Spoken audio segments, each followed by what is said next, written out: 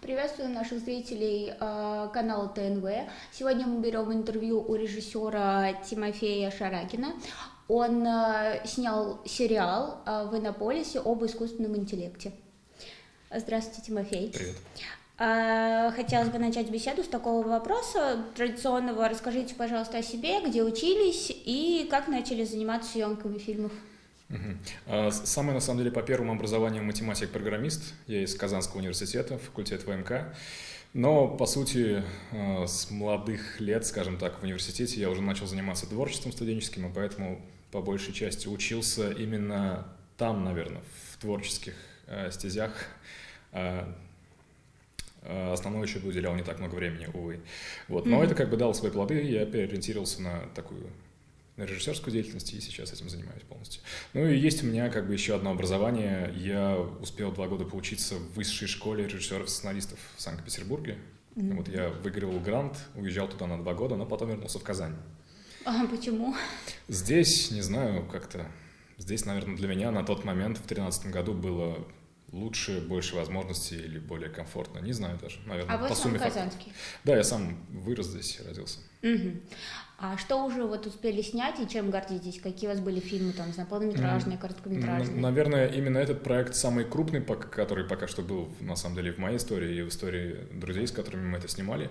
А так было множество, прям десятки, может быть, даже под сотню роликов совершенно разной направленности. Это были и клипы, и скетчи, и производственные ролики для бизнеса и так далее. То есть я такой специалист широкого профиля, который успел поработать, наверное, во всех сферах видеопроизводства. А вот именно фильмы, мы знаем, что у вас есть несколько короткометражных фильмов, вот каким вы, прям, который вам по душе больше нравится? Это, наверное, последняя работа, которая была перед этим сериалом, это короткий метр «Не приводи домой» на тему межнациональных отношений, то есть это тоже очень был такой камерный проект, который делал я лично сам, я писал, снимал, монтировал, и там, по сути, было задействовано всего 2 актера и пару друзей, которых я позвал на съемки, пригласил просто помочь. Вот, то есть это была очень такая компактная работа, которую я сделал для себя.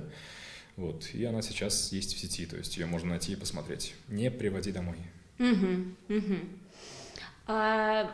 Теперь хотелось бы поговорить, конечно, о сериале, который вы создали. Вот последняя программа. Вы сами написали сценарий к этому сериалу? Да, основная часть там моя, то есть почти все, и помогали ребята, с которыми мы все это делали.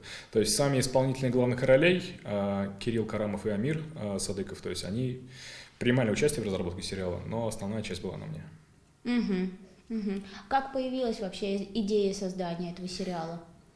Первоначально к нам обратились люди из Иннополиса, сказали: хотим веб-сериал, придумайте что-нибудь. И эта тема, на самом деле, она находится на пересечении всех актуальных моментов для нас. Это искусственный интеллект, это тема, которая актуальна и в обществе сейчас, и для Иннополиса, конечно же, как такой фактор хай-тека, и лично для меня, потому что меня всегда интересовала эта тема, мне было интересно изучать, смотреть, узнавать что-то новое в этой сфере и так далее. То есть, мне кажется, это та сфера, которая в ближайшие, десятилетия, наверное, она будет все более громкой, всепоглощающей и так далее. А для чего вот Иннополису такой сериал? Как они это объяснили? Я не знаю, наверное, корректнее будет спросить у самого Иннополиса. Я предполагаю, что это просто такое присутствие в медиапространстве, наверное, в медиаполе. Потому что для них это все-таки важный, актуальный момент. А каким будет хронометраж этого сериала? Там будет 8 серий, где-то по 17-18 минут. А теперь расскажите подробнее, вот о чем сериал, то есть сюжет. Могу пересказать логлайн, который мы сами сформулировали для себя. Это история про нескольких программистов, которые сталкиваются с искусственным интеллектом и начинают воспитывать его, то есть они становятся родителями для него, в надежде изменить будущее человечества. И, само собой, что-то должно пойти не так. Программа умнеет и действительно улучшает будущее человечества, но так, как она сама это понимает. Потому что то, как думаем мы, и то, как будет думать настоящий искусственный интеллект, скорее всего, это все-таки разные модели мышления. И мы пытаемся показать и ответить на вопрос, а что если в этом сериале.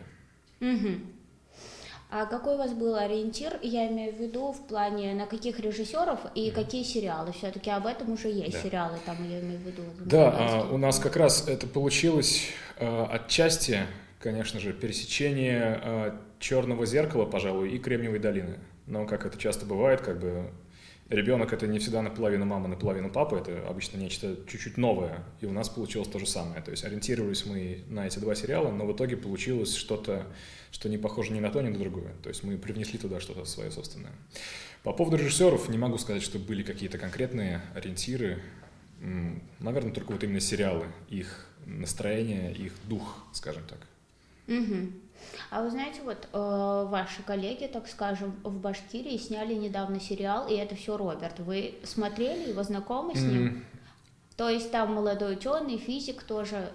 Увы, нет, увы, нет, до меня не дошло это. Ну, может быть, я такой не интересующийся товарищ, но ребята, простите. Надеюсь, я вас услышу, кстати. Надеюсь. Расскажите, пожалуйста, как вы выбирали актеров и кто будет вот в главных ролях в этом сериале? Всем сериалом в целом занималась команда творческого проекта «Громкие рыбы», и поэтому на основных ролях были сами люди и представители этого творческого коллектива, частью которого я являюсь. Они не профессиональные актеры, но у них очень богатый опыт за плечами, то есть они буквально, Кирилл, по-моему, уже около 10 лет, Амир около 7 лет, они играли на сцене, в роликах, то есть у них очень много практического опыта, но они не профессионалы. Так, в принципе, мы старались подтягивать людей из, скажем так, современной казанской тусовки театралов. То есть это Анна Каренина, это «Угол» и это театр на Булаке.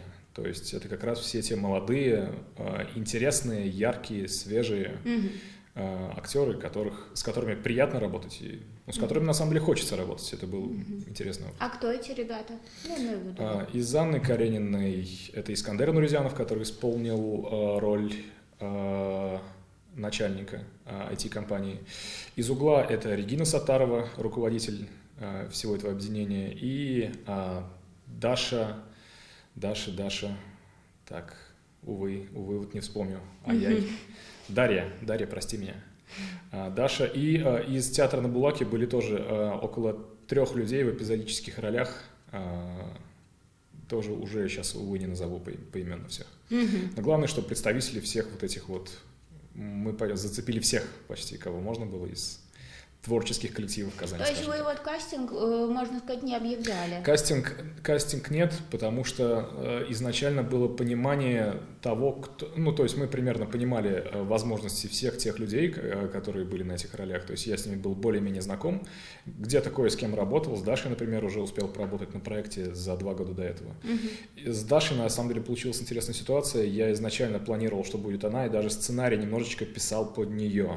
Я не помню, кстати, она это знает или не знает, но вот такой факт есть. То есть я ориентировался сразу же на людей и подтаскивал сценарий. Не уверен, что это, конечно, правильно. В идеале, конечно же, объявлять большой, громкий кастинг и приглашать сотни людей. Но данный проект был более таким камерным, более компактным, поэтому работа строилась вот так. Теперь хотелось бы расспросить вот о технических моментах. Какие видеотренды присутствуют, да, в сериале? Есть ли там, например, формат скринлайв, которым сейчас занимается Тимур Бекмамбетов? История более-менее классическая, наверное, может быть, кому-то она покажется слишком классической. Это статичная камера, рельсы, конечно, много где, но, тем не менее, она выглядит как достаточно такой классический формат. И единственный момент, на самом деле, который получилось интегрировать в историю, это, можно так сказать, бумеранги, то есть зацикленные куски видео, которые повторяются бесконечно, пока ты не нажмешь стоп. Но там мы это придумали как часть восприятия мира главным героем, скажем так. Это фишка, которая происходит в его голове. Вот. И поэтому у этого есть как бы такое идейное обоснование. То есть это не просто ход ради хода, не просто фишка ради фишки. Это было сделано, чтобы обогатить историю, скажем так. А еще какие-то вот нововведения, так скажем? Ну, наверное, можно еще отметить момент, когда герои общаются с искусственным интеллектом. Мы посмотрели фильм «Превосходство» с Джонни Деппом, который тоже был частично про искусственный интеллект. Там как бы главный герой Джонни Деппа переходит в цифровую форму, становится таким искусственным интеллектом. И мы почитали критику этого фильма, и многие писали про то, что герои, которые общаются с этим искусственным интеллектом, чаще всего это просто люди, которые стоят перед маленьким экраном, и все. То есть вся мощь искусственного интеллекта заключается в том, что на небольшой плазменной панели находится лицо Джонни Деппа, который говорит с героями. То есть это немножко мельчит, наверное, идейную составляющую, то есть не знаю, как объяснить. В общем, была вот такая критика. Мы к ней прислушались, и поэтому решили сделать такой ход. У вас такого нет. У нас такое есть, но мы разбавили это следующим образом. В некоторые моменты, когда герои общаются с искусственным интеллектом, мы переносимся в некую условную метафорическую локацию. Мы называем это великий экран. Это черная бесконечность, где герои стоят перед гигантским экраном, прям огромным. Он, наверное, метра 3-4 высотой, на которой запущена такая вот, мы называем это симуляция. Это такая вот достаточно сложная модель, которую разрабатывали московские специалисты по 3D, которая как бы репрезентует происходящее в голове у искусственного интеллекта. То есть в некоторых моментах мы видим крошечных людей перед гигантским экраном, на котором находится некое такое варево из фиолетовых пикселей, чтобы как раз-таки наглядно показать, что человек, на самом деле, по сравнению с этой цифровой сущностью, он незначительный. Он проигрывает и в масштабах, и в мышлении, и так далее. То есть, чтобы показать масштаб, мы придумали вот такую фишку. Но на текстовом описании, мне кажется, ее сложно понять, так что если посмотрите, то поймете, о чем речь.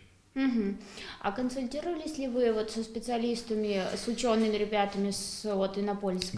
Да. То есть на самых первых этапах у нас было 2 консультанта просто из сферы IT. Это мои друзья, которые со мной вместе учились на факультете ВМК, которые сейчас работают разработчиками. И было 4 человека из Иннополиса, которых мы пригласили как консультантов на тему искусственного интеллекта. То есть с ними я связывался, чтобы они уточнили по некоторым вопросам сценарий, с фразами героев, с репликами, с какими-то формами взаимодействия искусственного интеллекта и так далее. То есть мы в этом сериале, в этом сценарии старались основываться на каких-то научных фактах. То есть это не просто история Терминатора, который крушит человеческие черепа своей ногой железной. Это история все-таки некоего логичного существа, который живет по тем принципам, которые реально существуют в отношении искусственных нейронных сетей. То есть это, как мы тоже говорим, это чуть ближе к твердой научной фантастике, чем к научной фантастике, где может происходить все что угодно. А на сколько камер вы снимали? Камера была всего одна, то есть это был такой классический процесс перестановок и так далее. То есть это не ТНТ-шный формат, когда строится сцена, снимается с 5 углов за один дубль, и потом все это монтируется на монтаже. Там все подбиралось достаточно тщательно, взвешивалось, выстраивалось и так далее. А на чем вы сделали акцент при задумке этого сериала? В каком роде? Что это может быть? Фишка какая будет в сериале? Вот чем он будет отличаться от всех остальных? Наверное, уже как раз частично мы это успели обсудить. Это и сценарий, который основан на каких-то научных данных. Это близость к сфере IT, то есть там очень, немного, но есть достаточное количество специфических шуток, которые будут понятны миру айтишников, но и простой смертный тоже их поймет, конечно. Это наверное, пару визуальных фишек с великим экраном и с бумерангами. И, наверное, сам Иннополис — это сама по себе достаточно интересная локация, там потрясающие виды, там очень красиво, там куда ни направь камеру, всегда есть что-то интересное, что-то красивое. Вот. А кто занимался монтажом? Я имею в виду, это ребята здесь, которые отсюда тоже казахские? лично я. Тоже это вы все делали? Да. Ага. А как вы вообще оцениваете уровень местного видеопроизводства?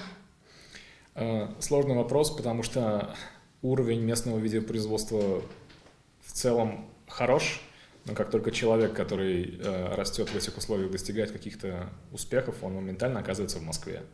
То есть очень многие из моих знакомых за последние 5 лет переехали в Москву. То есть, даже, наверное, практически все. То есть у кого была возможность уехать, они уезжают. Их трудно в этом обвинять, их ни в коем случае нельзя обвинять в этом, потому что Москва дает больше возможностей, там индустрия, нужно развиваться. Да, индустрия развита сильнее, чем здесь. Это неизбежный процесс, так происходит во всем мире, то есть не надо думать, что в Америке как-то иначе, все стремятся в Голливуд, у нас все стремятся в Москву, это естественный процесс. Вот, поэтому, наверное, конечно же, туда? я не знаю, на самом деле, пока таких мыслей не было, но думаю, что, возможно, сериал покажет, как будет развиваться наша дальнейшая судьба. А когда вы решите, вот будет ли у сериала продолжение, то есть, например, второй сезон? Это сложный вопрос, мы еще пока его не обговаривали. Не исключено, скажем так. Опять же, давайте подождем хотя бы месяц, пока он полностью выйдет. Соберем обратную связь от зрителей и дальше будем думать, насколько интересно это и зрителям, и Иннополису. Он будет выходить раз в неделю? 2 раза в неделю, по понедельникам, четвергам. А почему вот сериал в свободном доступе на YouTube-канале, а не на какой-то вот платной онлайн-платформе, как сейчас вот многие, кто выпускает молодые ребят сериалы какие-то, они вот почему-то ориентируются на эти платные онлайн-платформы? Мы хотели просто максимальный охват. То есть я думаю, что любому творцу приятно, например, не получить 5000 просмотров и какую-то сумму в карман, а получить 120 тысяч просмотров просто. То есть мы будем рады, если этот сериал посмотрит просто максимальное количество зрителей. Поэтому это именно YouTube, это открытая площадка. У этого сериала вроде бы планируется небольшая рекламная кампания, то есть людям он будет предлагаться в качестве такого открытого продукта, с которым можно ознакомиться. Вот, просто ориентируемся на максимальный охват аудитории. Надеемся, что это будет интересно широкой аудитории, а не только айтишникам. А какие вот интересные моменты вам запомнились со съемочной площадки? Что интересного происходило, не знаю, там с актерами? Из интересного, наверное, то, что удалось в паре сцен снять самих обитателей Иннополиса, то есть они нам активно помогали на съемках. Мы просили у них помощи, они откликались, Вы имеете в виду работников? Да, то есть прям непосредственных людей. И в эпизодических ролях снялся мэр Иннополиса, это был интересный опыт поработать с этим человеком. И Евгений Зуев, это преподаватель из университета, который прям сыграл как актер, прям в эпизодической роли, и я был удивлен, насколько органично он это сделал. То есть это действительно он было играл, интересно. может, он был самим собой? Да, но именно в рамках сцены то, каким он был, получилось прям супер. Я был удивлен и доволен этим моментом. Вот, наверное, это запомнилось.